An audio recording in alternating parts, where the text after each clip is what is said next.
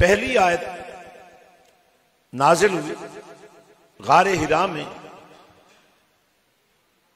تو اس کو جبریل نے پیش کیا اور کہا اقرا۔ نبی صلی اللہ علیہ وسلم نے فرمایا انا بقاری۔ اس کا عام مفہوم یہ بتایا جاتا ہے کہ میں تو پڑھا ہوا نہیں ہوں۔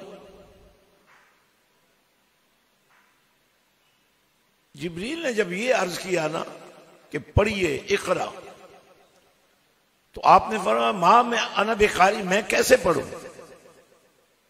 تم بات پوری کیوں نہیں کرتے؟ اقرا سے مراد پڑھیے ہے نا، لیکن آپ نے فرمایا۔ اور اب یہ بات عام طور پر سیرت نگاروں نے جو بیان کیا وہ یہ کہی ہے کہ حضور پر گھبراہٹ طاری ہو گئی، تو یہ حقیقت نہیں ہے، کیونکہ اگلے ہی لمحے جب جبریل نے پوری آیت پیش کی اقرا باسم ربک الذی، پڑھیے اللہ کے حکم سے، تو آپ نے پڑھنا شروع کر دیا۔ اب جبریل استاد نہیں ہے، جبریل پڑھانے والا نہیں ہے، وہ تو لانے والا ہے، پہنچانے والا ہے۔ اور یہی ایک حقیقت ہے، قرآن کو سمجھنے کے لیے بلال بننا پڑتا ہے۔ بلال نام ہے عشق و مستی کا، جذبات کی روانی کا۔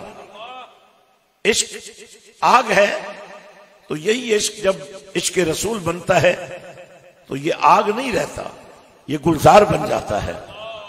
آگ جلاتی ہے، اور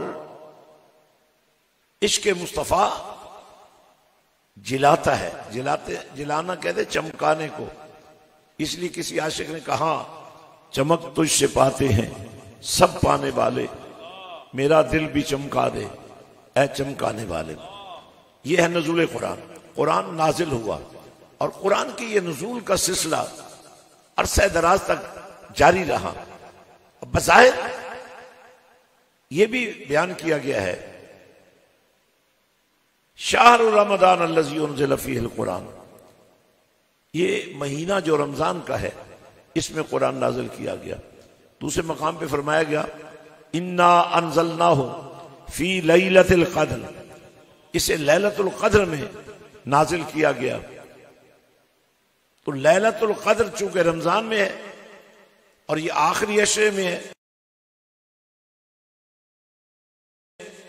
اور تاک راتوں میں سے کسی ایک رات میں ہے، اس لیے قرآن نازل تو اسی رات میں ہوا تھا، لیکن آیات کا حسن جو ہے وہ موقع کی مناسبت سے ہوتا رہا۔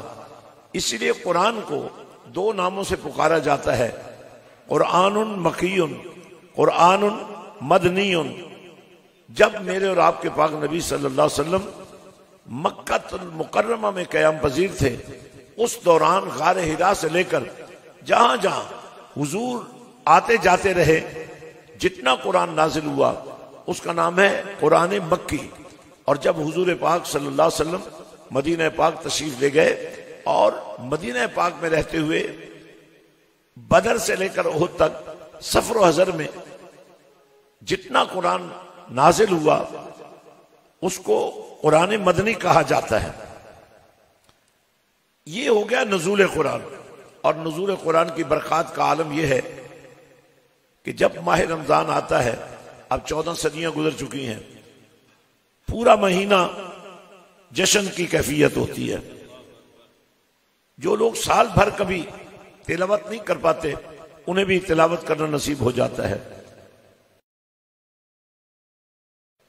اور خاص کر عشرہ نجات جہنم میں آخری 10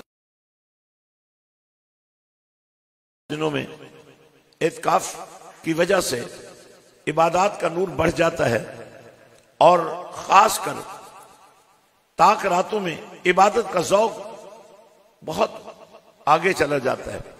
اور لیلۃ القدر کے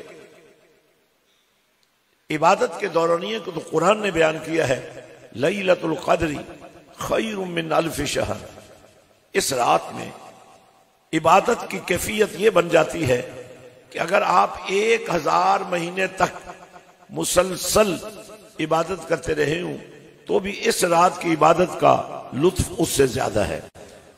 نزول قرآن کی اس کیفیت کو ذہن میں رکھیے۔ اب پڑھتے ہیں تعلیم قرآن کیا ہے۔ الرحمن علم القرآن، یہاں ذکر خود رحمان فرما رہا ہے۔ رحمان کہتے ہیں مہربان کو، اور مہربان ہونے کے لیے کوئی آپ کی طرف سے خاص کیفیت نہیں چاہیے، یہ اللہ کا لطف و احسان ہوتا ہے جس پر وہ مہربان ہو جاتا ہے۔ آپ دیکھیں جب آپ کھانا کھاتے ہوئے بسم اللہ شریف پڑھ لیتے ہیں، بسم اللہ الرحمن الرحیم، کوئی بھی کام کرنے سے پہلے بسم اللہ الرحمن الرحیم پڑھ لیتے ہیں، اللہ کا نام، اس کے بعد اس کی رحمانیت کا ذکر، اس کی رحیمیت کا ذکر، تو آپ کی ہر بات میں برکت ہو جاتی ہے، آپ کے ہر کام میں برکت ہو جاتی ہے۔ تو پھر یہاں اللہ کیا فرما رہے ہیں؟ الرحمن علم القرآن، رحمان نے مہربانی یہ کی کہ قرآن کا علم خود نبی پاک کو سکھایا۔